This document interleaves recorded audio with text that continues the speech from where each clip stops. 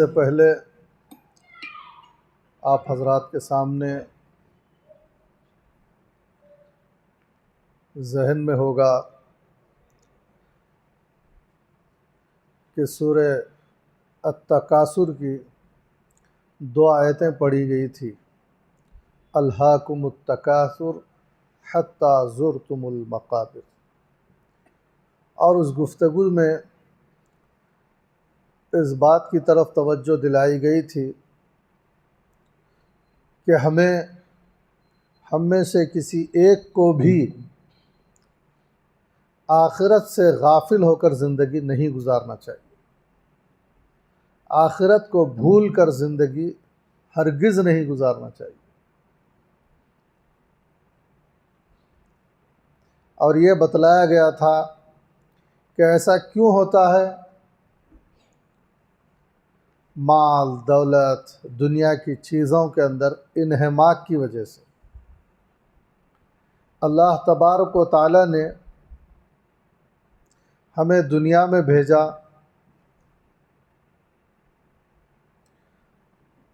اور ہمیں اجازت دی اس بات کی کہ یہاں کھانا چاہیں تو کھا سکتے ہیں، سونا چاہے تو سو سکتے ہیں، کمانا چاہے تو کما سکتے ہیں، شادی کرنا چاہے تو کر سکتے ہیں، اولاد بھی ہوں، گھر بھی بنا سکتے ہیں۔ اس کی اللہ تبارک و تعالیٰ نے اجازت مرحمت فرمائی کیونکہ ان ساری چیزوں کی ضرورت ہے، لیکن ہماری زندگیوں کا یہ مقصد نہیں ہے۔ دنیا کی زندگی ایک سفر کی طرح ہے۔ آدمی یہاں سے گزر رہا ہے، بچپن اس کا گزر جاتا ہے، جوانی اس کی گزرنے لگتی ہے، بڑھاپا اس کا گزرتا رہتا ہے، حتیٰ کہ ایک منزل ایسی آتی ہے کہ وہ گزر ہی جاتا ہے۔ یہاں بیٹھتا ہے، وہاں بیٹھتا ہے، وہاں جاتا ہے، یہاں جاتا ہے، کہاں کہاں جاتا ہے، کہاں کہاں گھومتا ہے، جہاں جہاں جاتا ہے، جہاں جہاں گھومتا ہے، لیکن بالآخر ایک دن وہ نہیں گھومے گا، ایک دن کہیں نہیں جائے گا۔ یہ بات طے ہے، یہ بات دنیا کے ہر شخص کو معلوم ہے۔ تو یہ ہماری منزل نہیں ہے، ہم یہاں ہمیشہ کے لیے رہنے نہیں آئے ہیں، مسافر کی طرح ہیں۔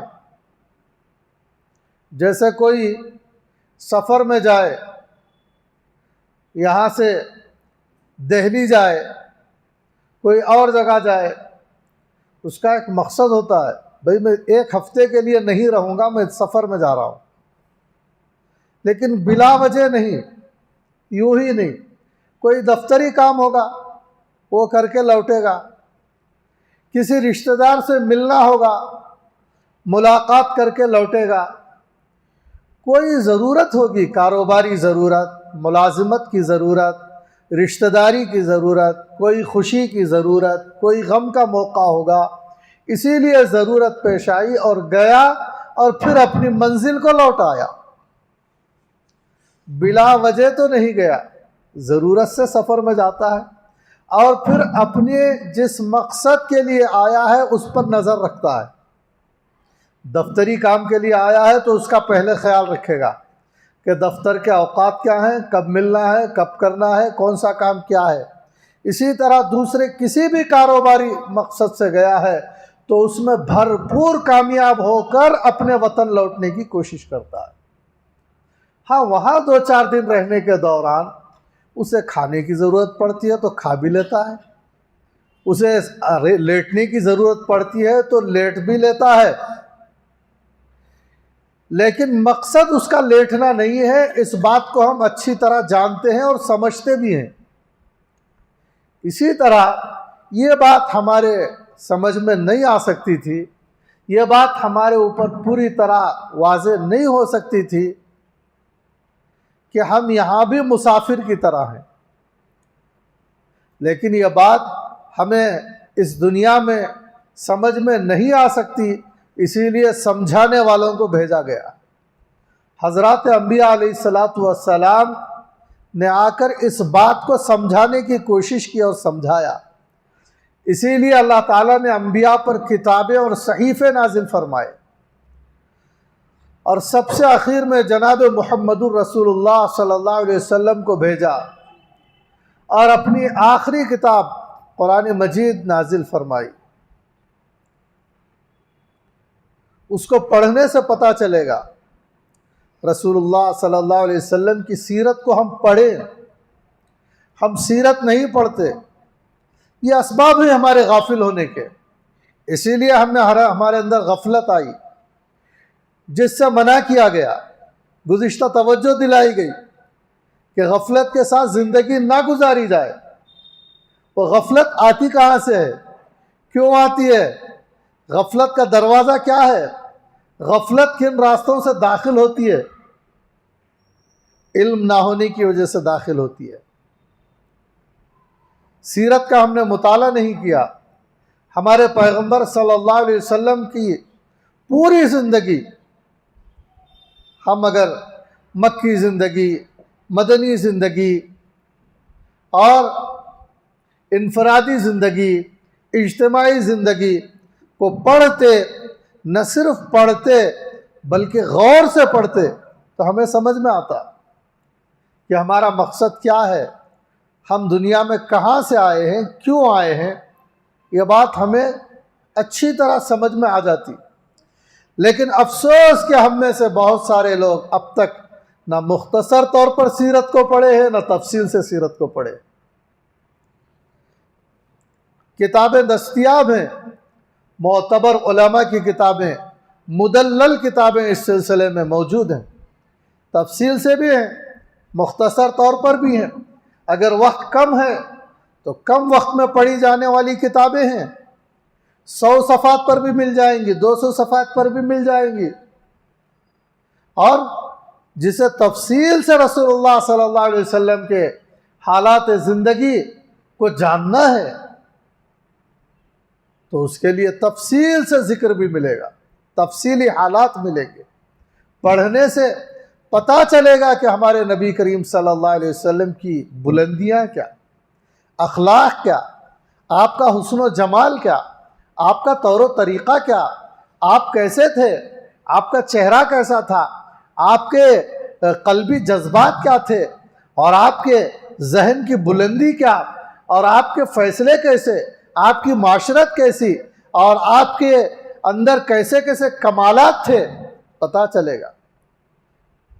علم میں اضافہ بھی ہوگا، اثر بھی ہوگا، اور ہم آخرت کے لیے تیار ہونے کی کوشش بھی کریں گے۔ لیکن ہمیں اس بات کا پر افسوس ہونا چاہیے، اور ہمیں اس بات کی کوشش اور مضبوط ارادہ کر لینا ہے کہ اب تک ہم میں سے کوئی نہیں پڑھا ہے تو سیرت کو پڑھے۔ اردو میں بھی ہیں، کنڑ میں بھی ہیں، انگریزی میں بھی ہیں، سیرت کی کتابیں لے کر پڑھیں۔ اردو جو ہمارے ملک میں ایک دینی زبان سمجھی جاتی ہے، علماء بولتے ہیں اسے، مدارس والے بولتے ہیں، بیانات کی زبان ہے، اور دینی کتابوں کا ذخیرہ زیادہ تر تقریباً سبھی ذخیرہ اردو زبان میں ہی ہمارے ملک میں ہے۔ بڑے بڑے علماء کی کتابیں ہیں، سیرت کی کتابیں ہیں، تفسیر کی کتابیں ہیں، احادیث کا ذخیرہ ہے، اور اسی طرح عبادات کے مسائل ہیں، عقیدوں کی کتابیں ہیں، نماز کے طریقے، رمضان کے مسائل کے باتیں، یہ سب اردو کتابوں میں ہیں۔ لیکن وہ سب چیزیں جاننا ہمارے لیے نہایت ضروری ہے، اور وہ اردو میں ہے، لیکن ہم افسوس کی بات ہے کہ ہم میں سے اب تک بہت سارے لوگ اردو بھی نہیں سیکھے۔ یہ اردو سیکھنا بھی ہماری آخرت کی تیاری کا حصہ ہے۔ ہمیں اردو سیکھنا چاہیے، اردو سیکھ کر اردو کی دینی کتابیں پڑھیں، قرآن کریم پڑھیں، ناظرہ پڑھیں، تجوید کے ساتھ نمازوں کو آئے، امام صاحب جو پڑھ رہے ہیں قرآن کریم غور سے سنیں، اثر ہوگا، اس کا فائدہ ہوگا، اور خود بھی پڑھیں۔ اگرچہ کہ قاری نہیں بن رہے ہیں، لیکن ضروری حد تک صحیح قرآن پڑھیں، کسی قاری سے ضرورت کے درجے میں جتنے نماز میں پڑھنا نہایت ضروری ہے، جس کے بغیر نمازوں میں کام نہیں چلتا، اتنا قرآن تو ضرور ہر ایک کو سیکھنا چاہیے۔ ہم میں سے ہر ایک کو اس کی کوشش کرنا چاہیے۔ یہ کام کرنے کے ہیں، ہم کو کرنا چاہیے۔ قرآن کریم سیکھیں، اور جنہوں نے الحمدللہ قرآن کریم کو سیکھا ہے اور تجوید سے سیکھا ہے، ان کو کچھ ترجمہ بھی پڑھنا چاہیے، تفسیر بھی سمجھنے کی کوشش کرنا چاہیے۔ جو باتیں نہیں سمجھ میں آتی، علماء کی خدمت میں پہنچیں، مفتیان اکرام کی خدمت میں پہنچیں، اٹکل سے خود ہی سمجھنے کی کوشش نہ کریں، اپنا ہی معمولی ذہن نہ دوڑائیں، عوامی انداز کا دماغ اس میں نہ کھپائیں، بلکہ جن کو اللہ تعالیٰ نے اس کی خصوصی سمجھ دی ہے، علماء ہے، مفسرین ہیں، ان کو بولیں کہ میں یہ باتیں سمجھتا ہوں، یہ باتیں نہیں سمجھ رہا ہوں، آپ مجھے یہ سمجھائیں۔ ضروری حد تک آسان باتیں سمجھ لیں گے، اور کوئی بات مشکل ہو، نہ سمجھنے کی ہو تو سمجھا دی جائے گی۔ تو ہم اس سے علم سے رشتہ رکھیں۔ آج علم کی کمی، کتابیں ہمارے پاس موجود نہیں ہیں، دینی کتابیں بہترین جلدوں میں ہیں، معتبر علماء کی کتابیں ہیں، مناسب قیمتوں پر دستیاب ہیں، لیکن ہم ارادہ کریں، عزم کریں کہ وہ اردو میں، کنڑ میں، انگلش میں وہ کتابیں ہمارے گھر کا حصہ بنے، وہ غذا ہے ہمارے دماغ کی۔ جیسے اسٹور روم ہوتا ہے، کھانا کھاتے ہیں، اسی طرح ہمارے دماغ کی غذا ہے، ہم اس کو لیں۔ یہ چیزیں ہیں جس کو ہم نہیں کرتے، اور ہمارا دن بغیر پڑھے گزر جاتا ہے، کتابوں پر دھول جمی ہوئی ہوتی ہے نہیں، اگر ہے تو کتابوں پر دھول ہے، تفسیر کی کتابوں پر، سیرت کی کتابوں پر، مسئلے مسائل کی کتابوں پر۔ کتنے لوگ نماز کے لیے آتے ہی نہیں، اولن تو وہ اپنی آخرت کو خطرے میں ڈال رہے ہیں، وہ آخرت کو یقیناً خطرے میں ڈال رہے ہیں۔ سورہ تکاثر ہی کی آیتیں،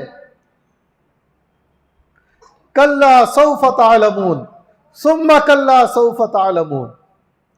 ارے یہ جو غفلت کی زندگی، آخرت سے غفلت، اور اس قدر دنیا میں انہماک، اور آخرت سے ایسی غفلت، پتہ چل جائے گا بھائی۔ کلا سوف تعلمون ثم کلا سوف تعلمون، ان قریب 2 مرتبہ جتلایا جا رہا ہے، پتہ چل جائے گا ان قریب، اور ان قریب پتہ چل جائے گا، یعنی کبھی تو وہ منزل آئے گی۔ کبھی تو بچپن ہی میں آدمی گزر جاتا ہے، کبھی جوانی میں گزر جاتا ہے، کبھی ادھیڑ عمر میں گزر جاتا ہے، بڑھاپے میں گزر جاتا ہے۔ جب جو آدمی جب گزرے گا، گزرتے ہی پتہ چل جائے گا، اور جب سوچے گا پریشان ہو جائے گا، حیران ہو جائے گا۔ وہ چیزیں جو آج کتابوں میں ہیں، وہ چیز جو قرآن میں ہے، وہ چیز جو قرآن پڑھ کر سمجھ لینے کی تھی، احادیث پڑھ کر سمجھ لینے کی تھی، علماء کی کتابیں پڑھ کر سمجھ لینے کی تھی، علماء کی خدمت میں بیٹھ کر سمجھ لینے کی تھی، بیانات کو سننے اور غور و فکر کے ساتھ سننے سے سمجھ لینے کی تھی، وہ یکایک آنکھوں کے سامنے آ جائے گی، جب آدمی کی حالت کیا ہو جائے گی۔ ارے جس چیز سے میں رغبت رکھتا تھا، وہ ایسی بے حیثیت نکلی، وہ ایسی بے حقیقت نکلی۔ کبھی تو دولت پر مر رہا تھا، وہ دنیا کی دولتیں ایسی بے حیثیت ہیں۔ جس حسن پر مر رہا تھا، وہ دنیا کا حسن پر مرنا ایسی حماقت اور ایسی بیوقوفی تھی۔ جن عمارتوں کے پیچھے میں اپنا بے تحاشا وقت صرف کر رہا تھا، اس کی یہ حقیقت نکلی، ایک دم سے پتہ چل جائے گا، اور جیسا پتہ لگنا ہے ویسا پتہ چل جائے گا۔ حیران ہو جائے آدمی، پریشان ہو جائے، ہل کر رہ جائے، ایسا پتہ چل جائے گا قبر میں جانے کے بعد، حشر میں آنے کے بعد پتہ چل جائے گا کہ یہ بات کیا کر دیا میں۔ کاش کہ میں کتابیں پڑھا ہوتا، کاش کہ میں قرآن پڑھا ہوتا، کاش کہ میں اردو پڑھا ہوتا، کاش کہ میں مسائل پڑھا ہوتا، کاش کہ میں بیانات سنا ہوتا، کاش کہ میں علماء ربانین کی خدمت میں پہنچا ہوتا جن کا دن رات کا مشغلہ تفسیر ہے، حدیث ہے، مسائل ہیں، علمی زندگی ہے، برسا برس لگا دیے ہیں، دنیا کے پیچھے بقدر ضرورت دنیا کو دیکھتے ہیں، پوری زندگی کا مقصد علم کو اپنا میدان بنائے۔ کاش کہ وہ عظمت والے لوگ، وہ پر عظمت لوگ، ان کی خدمت میں، وہ بلند و بالا لوگوں کی خدمت میں پہنچا ہوتا اور قرآن پڑھا ہوتا، احادیث کو سمجھا ہوتا، مسئلے مسائل کو سمجھا ہوتا، کاروبار کے حلال و حرام کو جانا ہوتا۔ کاش کیا اچھا ہوتا۔ یہ کب سوچے گا؟ قبر میں۔ کلا سوف تعلمون ثم کلا سوف تعلمون، یہ سوچے گا، حشر میں سوچے گا اور پچھتائے گا، اور پتہ چل جائے گا قیامت کے میدان میں آخرت کیا ہے، آخرت کی تیاری کیا۔ نمازیں، ایک ایک نماز کو آج غفلت کے ساتھ چھوڑ رہا ہے۔ ایک ایک نماز کے بارے میں پتہ چل جائے گا کہ ارے یہ نمازیں غفلت سے چھوڑ دینے کی نہیں تھی، یہ غفلت برتنے کے کام نہیں تھے، یہ عبادتیں غفلت برتنے کی نہیں تھی، یہ روزے غفلت سے چھوڑ دینے کے نہیں تھے۔ پتہ چل جائے گا روزوں کی قیمت کا، اور جو ہے زکوٰۃ کیا چیز ہے، حج کتنا عظیم سرمایہ تھا، اور عورتوں کو پتہ چل جائے گا کہ پردے کے اندر رہنا کتنی اہم عبادت تھی۔ وہ پچھتائیں گی، کاش کہ ہم پردہ دار خاتون ہوتی، غفلت میں پڑ گئے تھے، ہم دھوکے میں آ گئے تھے، نفس کے دھوکے میں، شیطان کے دھوکے میں۔ کاش کہ میں پردہ دار ہوتی، عورتیں پچھتائیں گی کہ جن چیزوں پر، کیونکہ آخرت سامنے آ جائے گی، پوری طرح سے واضح ہو جائے گی، اور پوری طرح سے یہ معلوم ہو جائے گا کہ ایک ایک عبادت اور رسول اللہ صلی اللہ علیہ وسلم کی ایک ایک عادت، اس کی کیا اہمیت تھی۔ اگر دنیا کی زندگی میں یہ بات ہمیں سمجھ میں آ جاتی، موت کے فرشتے نظر آنے سے پہلے یہ بات ہمیں سمجھ میں آ جاتی، ہمارے قوت تندرست تھے تب ہماری یہ بات سمجھ میں آ جاتی، جوانی بھرپور تھی تب ہماری یہ بات سمجھ میں آ جاتی، بچپن ہی میں ہمیں کوئی یہ بات سمجھا دیتا، کوئی چھوٹی بچیوں کو یہ بات سمجھا دیتا، کوئی جوان عورتوں کو یہ بات سمجھا دیتا، گھروں میں رہنے والی بوڑھی خواتین کو یہ بات سمجھا دیتا، کیونکہ دین و شریعت تو سب کے لیے ہے، فضائل بھی سب کے لیے ہیں، مردوں کے لیے بھی عورتوں کے لیے بھی، وعیدیں بھی سب کے لیے ہیں، مردوں کے لیے بھی عورتوں کے لیے بھی۔ نمازیں پڑھیں گے، روزے رکھیں گی عورتیں بھی، حج کریں گی، زکوٰۃ اپنے مالوں کی نکالیں گی، تو ان کے لیے بھی اجر ہے، بڑے بڑے وعدے ہیں، جنت ہے۔ اگر ان سے غفلت برتیں گی تو عورتوں کے لیے بھی عذاب، بچیوں کے لیے بھی عذاب، ان کے لیے بھی عذاب ہے۔ نمازیں چھوڑنا ان کو، اور اسی طرح بے پردگی یا جو بھی احکامات سے غفلت برتنا، وہ بھی پچھتائیں گی کہ کاش ایسا ہوتا، کاش کسی نے ہمیں سمجھا دیا ہوتا، بتلا دیا ہوتا، توجہ دلا دی ہوتی، اور ہمیں غفلت دور کی ہوتی، تب پتہ چل جائے گا۔ لہذا اسی لیے تب پتہ دنیا سے جانے کے بعد لگنا کیا فائدہ دے گا، صرف پچھتانا ہے۔ فائدہ مند پچھتانا تو اب ہے، اب ہوش آ جائے، دنیا میں ہوش آ جائے، اور ہم علماء کی خدمت میں پہنچے، مشائخ کی خدمت میں پہنچے، وہ مشائخ جنہوں نے توبہ کی اور جنہوں نے گناہوں کو، خدا کی نافرمانی میں کو چھوڑ دینے میں اپنی مقدار بھر کوشش کی، اور بہت اس کے اندر جیسے برائیوں کو چھوڑنا ایسا ترک کر دیا،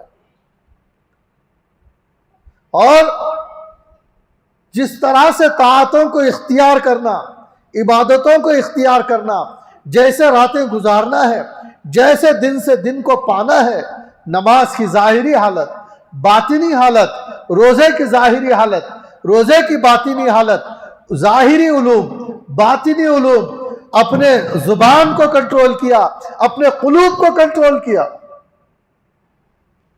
غفلت میں پڑنے نہیں دیا اس کو، اپنی زبانوں کو بچائے رکھے ہر قسم کی برائیوں سے، جھوٹ سے، اور اسی طرح اپنے قلوب کو تکبر سے، حسد سے، ریاکاری سے اپنے دل کو بچا بچا کر چلے۔ تو یہ چیزیں ہمیں ابھی ہونا چاہیے، ورنہ آخرت میں دیکھیں گے، پچھتائیں گے، اور جہنم سامنے لائی جائے گی اور اسے دیکھیں گے، اور جب پوچھا جائے گا کہ دنیا میں کیا دیکھتے تھے، ہم نے بہترین 2 آنکھیں دی تھی تم کو، اللہ تعالیٰ پوچھے گا قیامت کے دن، ثم لتسألن یومئذ عن النعیم، اللہ نے جو نعمتیں دی ہیں اس کے بارے میں ہر بندے سے پوچھا جائے گا کہ ہم نے نعمت دی تھی تمہیں، کیسے خرچ کیا؟ جوانی دی تھی، کیا کیا؟ مال دیا تھا، کیسے خرچ کیا؟ آنکھیں دی تھی 2 بہترین، کہاں خرچ کیے اس نعمت کو؟ کان دیے تھے، کہاں خرچ کیے؟ زبان دیے تھے، کہاں خرچ کیے؟ دل دیا گیا تھا، ایک عظیم نعمت، اس کو کس طرح سے کن کاموں میں لگایا؟ اور دماغ دیا گیا تھا، اس کو کن چیزوں میں لگایا؟ تب آدمی کیا کہے گا؟ لہذا اس وقت ہمیں ان تمام غفلتوں کو چھوڑنا چاہیے۔ یہی مطلب تھا گزشتہ کی گفتگو کا کہ غفلت کی زندگی چھوڑ دو، مطلب ایسا پڑھنے سے غافل رہنا، قرآن سے غافل رہنا، عقائد کو نہ پڑھنا، عقائد کو نہ جاننا، یا عقائد کا استحضار نہ رہنا، یہ سب چیزوں کے اوپر ہم توجہ دیں، اور یہ ساری چیزیں جو آخرت میں پچھتانے کا ذریعہ بنتی ہیں اسے یہی چھوڑ دیں، اپنے اعمال نامے کو خراب نہ کریں۔ جو بھی چیز اعتقادی گناہ ہے، عملی گناہ ہے، اس سے سچی پکی توبہ کر لیں اور اس کو یک لخت چھوڑ دیں، اور جو چیزیں نعمتیں ہیں، نمازیں ہیں، روزے ہیں، تلاوت ہے، ذکر ہے، مطالعہ ہے، اور مساجد میں آنا، مدارس دینیہ میں آنا، اس کو اختیار کریں۔ خدا کے راہ میں مال خرچ کرنا، اس کو اختیار کریں۔ یہ چیزیں آخرت کی زندگی کو، جو ہماری اصل زندگی ہے، اور اسی مقصد کے تحت آخرت کی زندگی کی تیاری کے لیے ہی ہم یہاں بھیجے گئے۔ اللہ تعالیٰ نے فرمایا وَمَا خَلَقْتُ الْجِنَّ وَالْإِنسَ إِلَّا لِيَعْبُدُونَ، میں نے جنات اور انسانوں کو اپنی عبادت کے لیے پیدا کیا۔ ان کا کام صرف عبادت ہے، عبادت کے لیے ان کو پیدا کیا گیا۔ مردوں کو، عورتوں کو، سب کو، جو بھی ہیں، ان کو محض عبادت کے لیے پیدا کیا گیا ہے۔ ان کا اصل مقصد عبادت ہے، اس سے غفلت نہیں چاہیے۔ ہاں، اس کے ساتھ وہ کاروبار کر سکتے ہیں، شادی بیاہ کر سکتے ہیں، اس کی اجازت ہے، منع نہیں ہے۔ اسلام کے اندر رہبانیت نہیں ہے کہ جنگل میں جا کر بیٹھو، نہ نہاؤ، کپڑے مت پہنو، بھوکے رہو، فاقے کرو، بالوں میں کنگھی نہ کرو، اور دانت نہ مانجو، ناخن بڑھاتے رہو۔ ایسی کوئی اس طرح کی جہالت اور اس طرح کی کوئی بات نہیں ہے۔ آدمی نہا سکتا ہے، کھا سکتا ہے، اللہ نے حلال کیا ہے، یہ سب چیزیں ہیں، لیکن اس کا مقصد آخرت ہے۔ آخرت کے مقصد کو پیش نظر رکھیں، اور اس کی زندگی، اصل زندگی آخرت کی زندگی ہے۔ اس کے لیے ان غفلتوں کو چھوڑے، علم حاصل کرے۔ علم نہ ہونے کی وجہ سے غفلت آتی ہے، ورنہ جو آدمی محنت کر کے علم حاصل کرے، 1 سال علم حاصل کرے، 2 سال علم حاصل کرے، 4 سال علم حاصل کرے، 10 سال علم کے اندر لگائے، اگر کوئی بہت زیادہ لگائے تو 2-3 سال میں یہ بات پیدا ہو جاتی ہے کہ ایک ضرورت کے حد تک علم انسان کے پاس آ جاتا ہے۔ اگر کسی کے پاس 24 گھنٹے دینے کے لیے وقت نہیں ہے تو اسے روزانہ 1 گھنٹہ آدھا گھنٹہ لگانا پڑتا ہے. 8-10 سال میں انشاءاللہ اتنا علم آ جائے گا کہ انشاءاللہ آخرت کا یقین پیدا ہو جائے گا. قیامت کا یقین پیدا ہو جانے کے لیے جتنا علم چاہیے اتنی بات انشاءاللہ چند سالوں میں ہی پیدا ہو جائے گی. 4 سال میں، 8 سال میں، 10 سال میں اتنی بات پیدا ہو جائے گی. یہ مختصر سی مدت ہے، کوئی بڑی مدت نہیں ہے. ایک آدمی 4 سال 8 سال میں کوئی معمولی غریب امیر بن جائے تو معمولی دنوں میں ہی بن گیا ہو. تو اسی طرح ایک آدمی جسے قیامت کا استحضار ہی نہیں تھا، قبر کی تیاری کی فکر ہی نہیں تھی، چند سالوں کے روزانہ 1 گھنٹہ آدھا گھنٹہ پڑھنے لکھنے سے، علم کو سمجھنے سے اور دینی کتابوں کو پڑھنے سے اگر اس کے اندر یہ بات پیدا ہو گئی کہ اب اس کے اندر فکر آخرت ہے، اب وہ جو عبادت کرتا ہے اسے مسائل کا، ضروری حد تک مسائل کا علم آ چکا ہے، تو یہ معمولی بات ہے، معمولی مدت ہے، اور بہت معمولی مدت میں بہت ترقی ہو گئی اس کی. اور اسی طرح ذکر کیا کرے. آج بہت سارے لوگ علم کی ضرورت کو تو محسوس کرتے ہیں، لیکن ذکر کی ضرورت کو علم والے بھی نہیں محسوس کرتے. زبان سے اللہ اللہ کرنا، ذکر کرنا، تلاوت کرنا، اگرچہ کے بغیر سمجھے ہی کیوں نہ ہو، اس کی ضرورت کو نہیں محسوس کیا جا رہا ہے. بعض لوگ تلاوت کو کہتے ہیں کہ بغیر سمجھے پڑھنے سے کیا فائدہ ہے، سمجھ کر پڑھنا چاہیے، سمجھنا چاہیے، حالانکہ ان کو سمجھ میں بھی نہیں آتا ہے. ایسی بات نہیں ہے. بغیر سمجھ کر پڑھنا بھی ایک بہت بڑی دولت ہے، بہت بڑی نعمت ہے، اور بہت ثواب کا کام ہے، اور بہت مفید ہے، اور بہت بڑی نعمت ہے، اور بہت برکت کی چیز ہے. ان چیزوں کو ہم اختیار کریں. قرآن کریم کی تلاوت کریں، روزانہ معمول بنائیں، تلاوت نہ چھوٹے. 1 پارہ پڑھنے کی کوشش کریں، آدھا پارہ پڑھنے کی کوشش کریں. تلاوت کو پڑھتے رہیں، پڑھتے رہیں، پڑھتے رہیں. پڑھتے پڑھتے پتہ چلے گا کہ تلاوت کیا چیز ہے. پڑھتے پڑھتے پتہ چل جائے گا. تلاوت اپنا قائل کر لے گی. تلاوت ایک دن کہہ دے گی کہ میں کیا چیز ہوں، پتہ چل جائے گا. تلاوت کرنا شروع کریں. بعض لوگ کہتے ہیں ہم کو بچپن میں سکھایا نہیں گیا، ہم قرآن کریم کی تلاوت کر سکتے تھے. ارے آج شروع کریں، لیکن جب تک تلاوت سیکھنے میں 2 مہینے 4 مہینے 1 سال لگے، لیکن ایک کام ایسا ہو سکتا ہے جو کل ہی سے شروع ہو سکتا ہے. وہ یہ ہے کہ جو لوگ قرآن کریم صحیح پڑھتے ہیں ان سے سن لیا کریں.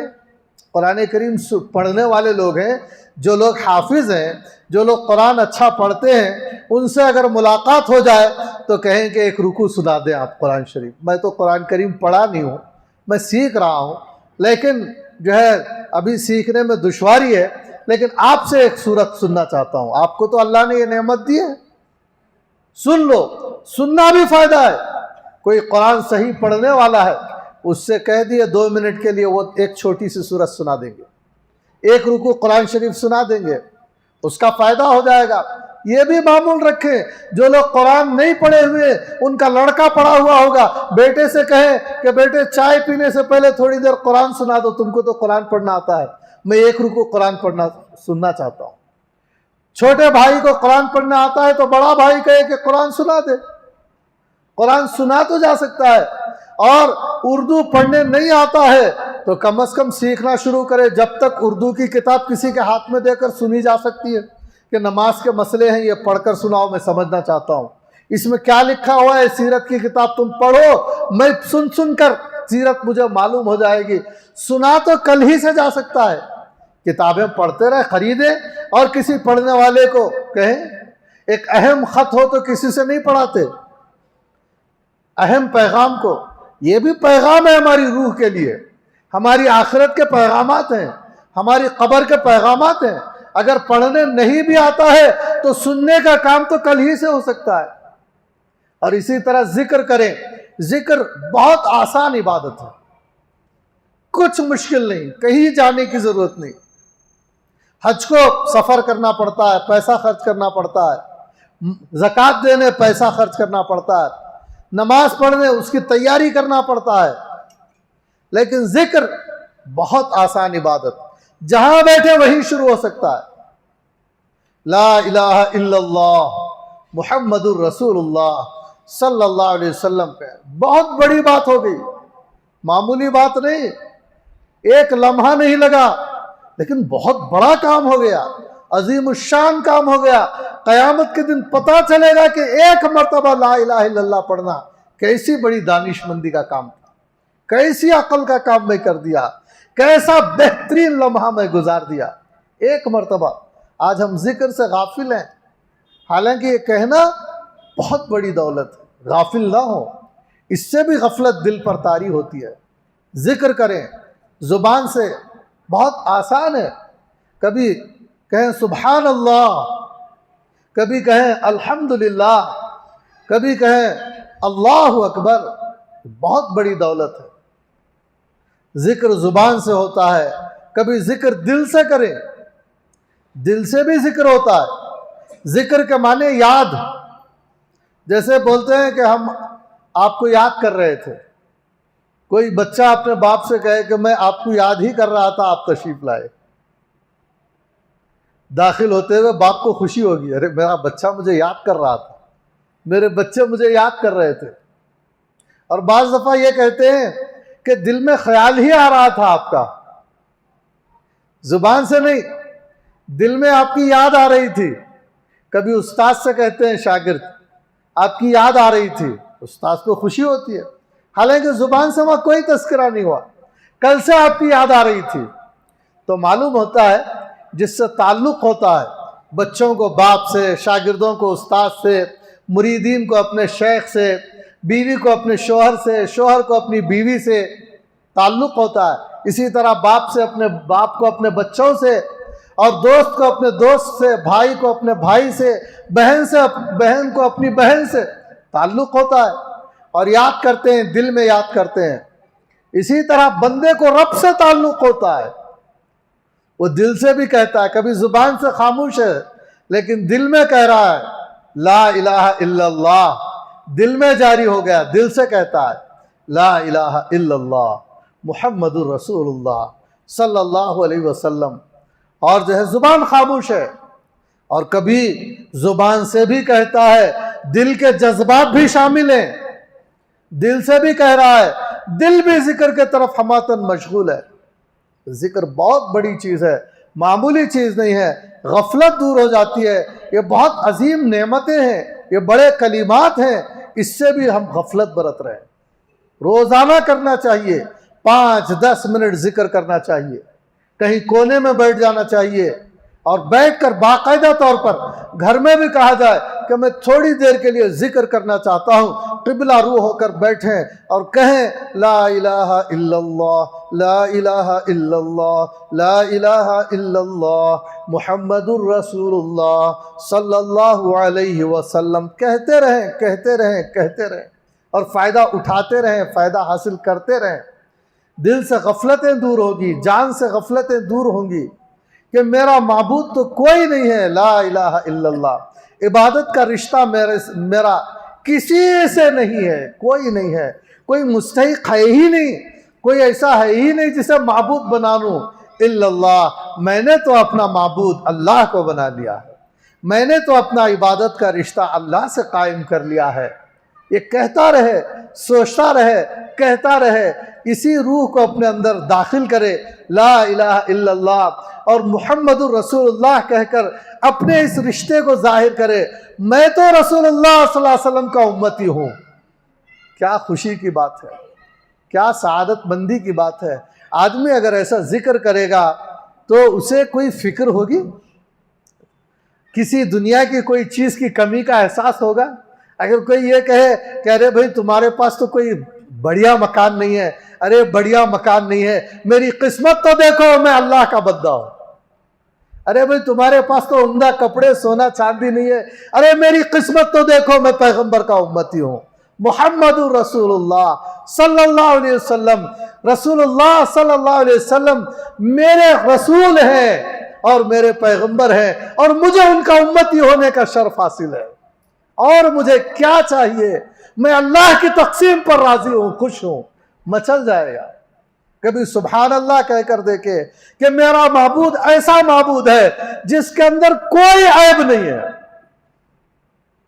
ایسا ہے میرا معبود۔ الحمدللہ کہہ کر دیکھے کہ اللہ ایسا ہے کہ تمام تعریفیں اسی کے لیے، تعریفوں کے سزاوار، تعریفوں کا سزاوار، قابل تعریف، اس کی کیا تعریف کروں، اس کی کیا حمد بیان کروں۔ الحمدللہ الحمدللہ الحمدللہ نمازوں میں کہتے ہیں نا ہم، 5 نمازوں کے بعد کہتے ہیں، 33 مرتبہ کہتے ہیں سبحان اللہ سبحان اللہ سبحان اللہ سبحان اللہ، اور 33 مرتبہ کہتے ہیں الحمدللہ الحمدللہ الحمدللہ۔ علماء نے لکھا ہے اس کا بڑا اجر ہے، بہت بڑی نعمت ہے، بہت بڑی دولت ہے۔ اللہ اکبر بھی کہتے ہیں نمازوں کے بعد، اہتمام سے کہتے ہیں کہ بھئی کہنا ہے مجھے اللہ اکبر اللہ اکبر۔ اللہ سب سے بڑا ہے، کون ہے اللہ کی طرح بڑا؟ وہ جو سب سے بڑا ہے وہی ہے میرا معبود۔ کیا کلمات ہیں، یہ ہماری خوش نصیبی ہے اگر ہم ان کلمات کو کہتے رہیں۔ ہمیں ایسے سعادت مند بننا چاہیے۔ آج ہم نے ذکر کو چھوڑ دیا، اسی لیے بھی غفلت آ گئی۔ ذکر کرتے، زبان سے ذکر کرتے، دل سے ذکر کرتے، اور الفاظ کو یاد کر کے ذکر کرتے، اس کے معنی پر غور کر کے ذکر کرتے، اور کم ذکر کرتے، کبھی کثرت سے ذکر کرتے، کبھی تنہائیوں میں ذکر کرتے، کبھی چلتے پھرتے ذکر کرتے۔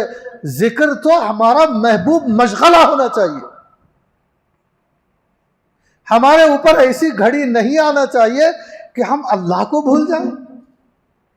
کیا آدمی کبھی، کوئی طالب علم اپنے استاذ کو بھولتا ہے؟ کبھی ایسا دن آتا ہے کہ اپنے استاذ کو آج میرے استاذ یاد نہیں آئے؟ ایسا دن شاگرد پر آتا ہے؟ نہیں، وہ تو دعائیں کرتا ہے، اے اللہ میرے استاذ جنہوں نے مجھے پڑھایا لکھایا، اور دین جیسی عزیز، علم جیسی عظیم نعمت، جو انسانیت کی اہم ضرورت، ہر انسان کی اہم ضرورت ہے، اور انسان اور جانور میں فرق کرنے والی چیز ہے علم۔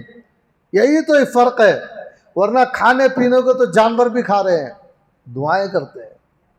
اپنے مشائخ کو بھولتے ہیں جنہوں نے اخلاص سکھایا، جنہوں نے سچی توبہ کی اہمیت دلائی، اور جنہوں نے فکر آخرت کی لگن پیدا کر دی، اور جنہوں نے رات کے اندھیروں میں خدا کو پکارنا سکھایا، دن کے اجالوں میں بھی غافل ہونے سے بچایا۔ ان کو بھولتے ہیں؟ نہیں، ہر وقت یاد کرتے ہیں، دل میں دعائیں دیتے ہیں، نمازوں کے بعد دعائیں دیتے ہیں، کبھی تو تلاوت کے بعد کی دعا میں انہیں یاد کر لیتے ہیں، کبھی ذکر کے بعد کی دعا میں یاد کر لیتے ہیں، اور کبھی تو کہیں یاد کر لیتے ہیں۔ ماں باپ کو بچہ بھولتا ہے؟ ماں کو مرنے کے بعد بھی نہیں بھولتا، بار بار کہتا رہتا ہے اے اللہ میرے والد کی مغفرت کرنا، میری ماں کی مغفرت کرنا، میری ماں کے ساتھ آسانی کا معاملہ کرنا، میرے باپ کے ساتھ آسانی کا معاملہ کرنا، اور اگر زندہ رہیں تو انہیں خدمت کرتا ہے، ان سے ہمدردی کی بات کرتا ہے، انہیں پوچھتا ہے، ان کے کھانے پینے کی چیزوں کا خیال رکھتا ہے، ان کی طبیعت کی رعایت رکھتا ہے، ان کے لیے دوائیوں کا انتظام کرتا ہے۔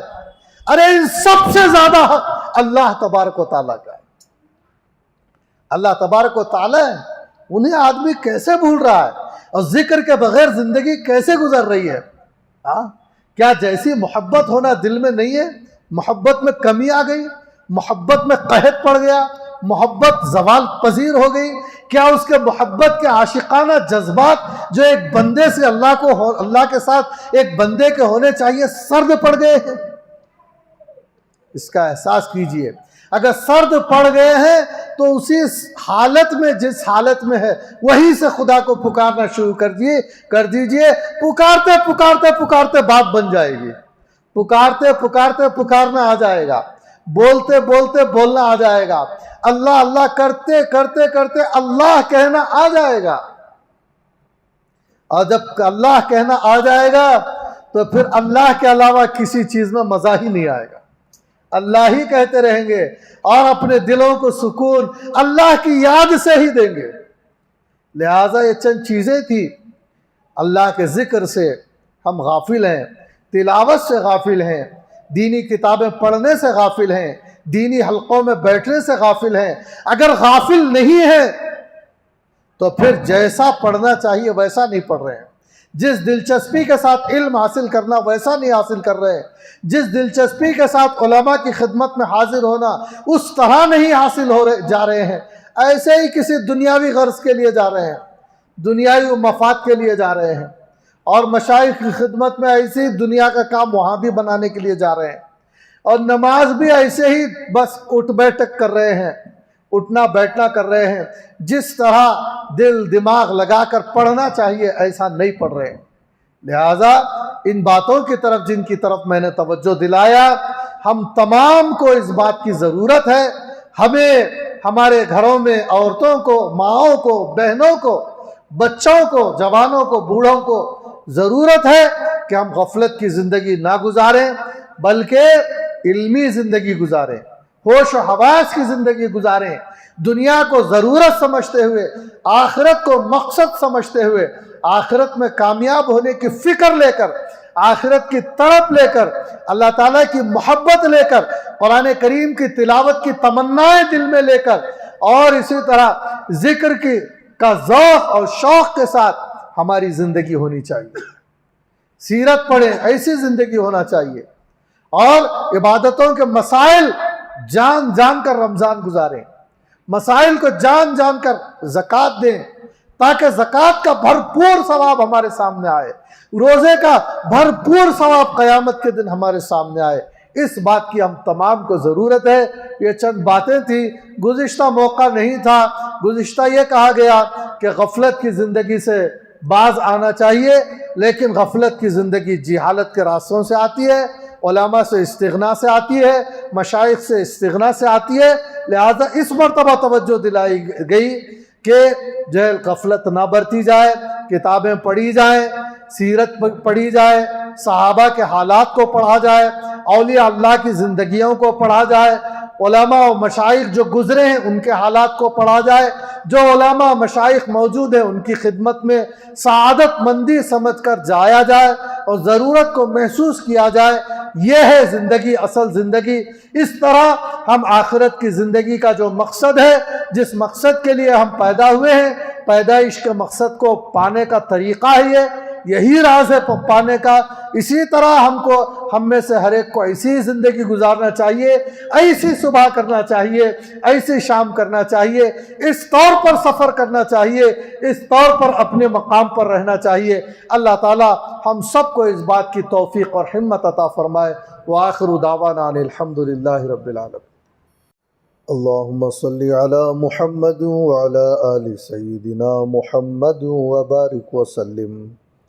ربنا آتنا في الدنيا حسنة وفي الآخرة حسنة وقنا عذاب النار. ربنا لا تزغ قلوبنا بعد إذ هديتنا وهب لنا من لدنك رحمة إنك أنت الوهاب. اللهم أرنا الحق حقا وارزقنا اتباعه وأرنا الباطل باطلا وارزقنا اجتنابه. ربنا تقبل منا إنك أنت السميع العليم وتب علينا إنك أنت التواب الرحيم. سبحان ربك رب العزة عما يصفون وسلام على المرسلين والحمد لله رب العالمين.